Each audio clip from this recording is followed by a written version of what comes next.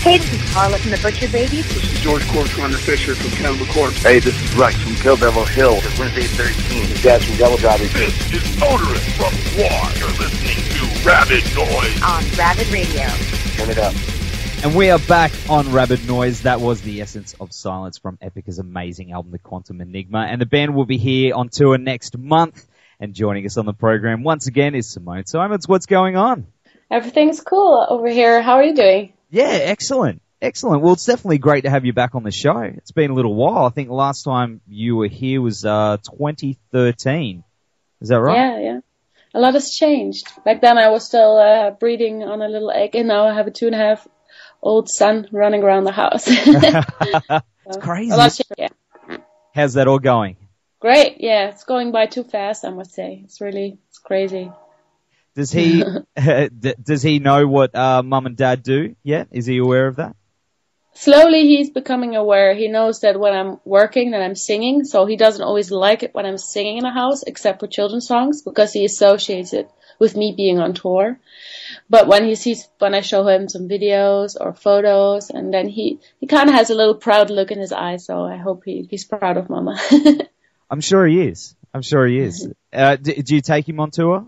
No. So far he's only been with me on one show in the Netherlands, and he didn't even see the show. He was running around backstage. Too small, so.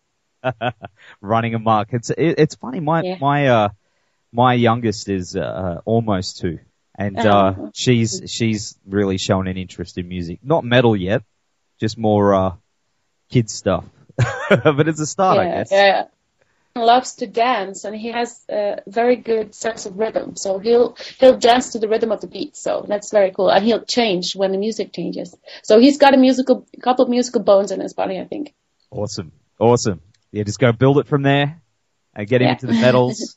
Carry on that family legacy. Yeah. Well, but I won't force him. No. Everyone says that, you know, but they there's always that influence there. Yeah, but it might be not cool to be in a metal band, then he'll decide to go in a different direction, but whatever he wants, I'm fine with it. That's it. You support them, whatever they do, Yeah. Well, we're absolutely stoked you guys are coming back. It's everyone's looking forward to it. How's preparation for the tour going? Very well, I believe. I don't know if we actually need visas, but we're also going to China. We have to take care of visas and applicants form and all that stuff. But yeah, we are now enjoying some time off at home. Some of us have to go to the studio to record material for the new CD.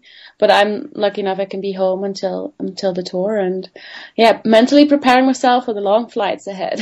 Because it takes a while to get down here to Australia for a lot of people. But it's worth it. It's worth it. So, looking back at the last time you were here, was there anything that, you wanted to do on your time off that you didn't get a chance to do that you're maybe looking forward to doing this time? Well, we went to, I believe it was one of the parks in Brisbane, where we were first going to China, and then we were flying through the night from China to Brisbane, and then we had the opportunity to go visit the park, kind of. Is it the Lone Pine? I'm sorry, I kind of forgot.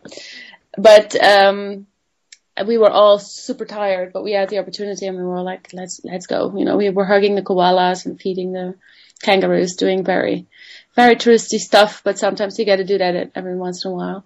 But we were enjoying the weather, the food, the fans, and we had a great time, so we're very stoked to go back. And it's a good time to come back too. It's not too cold. Yeah, we have good weather, right? Yeah, it's still, good enough to go down the beach and hang about, have a barbecue. Oh, that sounds lovely. Yeah. It's very cold over here. So I hear. A few guys, we had soil work out here a couple of weeks ago, and they were pretty stoked that, it was still pretty warm down here. And they're from Sweden, right? Yeah. Yeah, that's also very cold. Yeah. Yeah, I'm not a fan of winter. I'm not a big fan. Me neither. I like a little winter, but it should be shorter, and the summer and spring should be longer. That's how I like it. Me too. Totally. Well, you've got a couple of festival dates coming up as well. I believe one's in Mexico. It looks massive. Do you prefer doing like festival shows over club shows? I like both. Both have their charm, I would say. On a club show, you have the privilege that you can do everything, like prepare everything really well. You know, you can have a long sound check. Everything on the technical side is great, and you know the people coming to the show are familiar with you. And on a festival, you can get to win over new souls in a way. You know, a lot of people don't know you. I just love, you know, the festival season. I love summer, so I also associate that with the festivals. And yeah, I can see other bands as well. So whenever I get the chance, I can hang out with my colleagues and friends from the scene. And festivals for myself technically are sometimes a nightmare because you have a lot of bands are playing on a day, so you have very short times in between the bands to take care of all the technical stuff. And a lot of times things go wrong, you know, or the sound guy can't get a good sound right away, or the wind is blowing the sound away. So you cannot perform at your best on a festival, but nevertheless, it's a great ambience. When you're playing those festivals with all your mates' bands and stuff, do they always hit you up to get up on stage and sing a few tunes with it? I don't do that often. In the past, I've done it a lot with Camelot. I even traveled with them just to do one song. But for example, now I was on the metal cruise, 70,000 tons of metal cruise, and Lacuna Coil was playing there, and Christina's one of my friends, and they asked me to perform with them again. I have sung Heavens Alive with her before on a Dutch Christmas metal show many years back. And then I thought, you know, I'm there and I know the song and let's just do it. And it was great. I like it. But I do like to keep it to a minimum in order to still have it being special in a way. Was that 70,000 tons of metal this year? Yeah. Man. I just came back from that like 1 week ago. Everyone's saying how good it was this year. It was fun. Yeah, I had a good time. It was a different boat this time. It was huge. We had to stop at Jamaica. We drank some coconut water.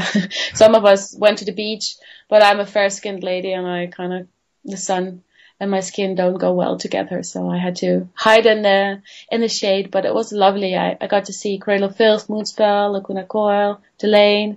So I had a good time. It's sort of like all the black t-shirts and the metal. It sounds like when you say cruise to the Caribbean, it doesn't really sound like it'd go hand in hand. But everyone that I know went just had an absolute blast. Yeah, it sounds like grannies with fanny packs and stuff, but it was definitely a metal cruise. There were some fashionably, challenged people walking out there. I prefer comfort over style, so I just, I don't like to dress up with 20 corsets and walk on high heels. Just give me flip-flops and jeans and a t-shirt and I'm fine, I'll dress up for the stage, but right after I'm happy to throw off those heels and everything. That's a very Australian thing to say. Yeah. I know, maybe I was born in the wrong country. Yeah. Well, when it comes to playing live, from the new album, which song has been the most challenging to translate to the stage?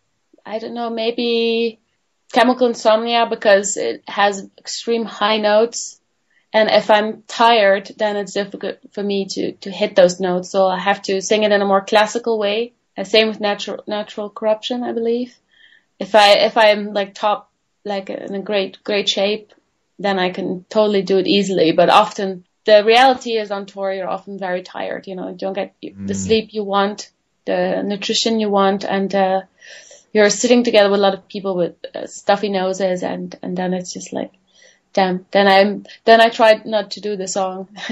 I tell Mark as well, if I'm feeling not like a great vocal day, then we'll skip one or two songs. But overall, I've worked on my technique, and I do like to be able to sing, and for the guys play the songs that we actually write on CD. Otherwise, we're definitely very productive. We poop out a CD every 2 years, but we're also a very productive touring band, so we have to play the songs live as well. So I make sure that I can live up to the standards. But every once in a while, you just got that shitty day, and then, better not do it, I say. Well, in saying that, I mean, you're on the road a lot, and you go to different countries, and you said, sniffly noses, there's people with colds and flus everywhere. What do you do to sort of keep yourself healthy and stay away from that? Well, when we're on a tour bus, we always have a couple of kitchen appliances with us, like a blender and a skillet and a grill. So we can make smoothies, pancakes, pasta, steak, whatever. So I try to stock up the fridge with healthy food. I'm a chocoholic, I won't deny that, but I do really try to make sure I get all the vitamins and minerals, drink a lot of water. I drink very little alcohol. I don't smoke. And I try to make sure that I sleep enough. So, we had a couple of colds on the last tour, and I just try to stay away from the person, like not be in contact too much or so, because it just takes one sneeze in your face, and then you get it. Wash your hands quite often. We had a very funny little poster in our American tour bus in the toilet saying like, wash your hands to avoid the zombie apocalypse. And I think that's very cool. I'm a very sanitary person. Can you say that? Wash my hands, disinfect, and all that stuff. And don't poke your nose, because then you totally put your germs in there. So that's a tip I give everybody. Yeah, that's a good one, actually. Yeah. Don't pick your nose. I pick your nose, and definitely don't do it in public. But some people, they forget, and they just, they go there. And we have a Dutch saying like, send me a postcard when you hit the top, I haven't heard that one, but that's good. Yeah. That sounds very similar to what we'd say down here.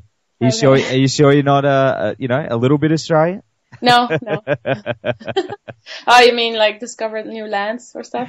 No. Just you got.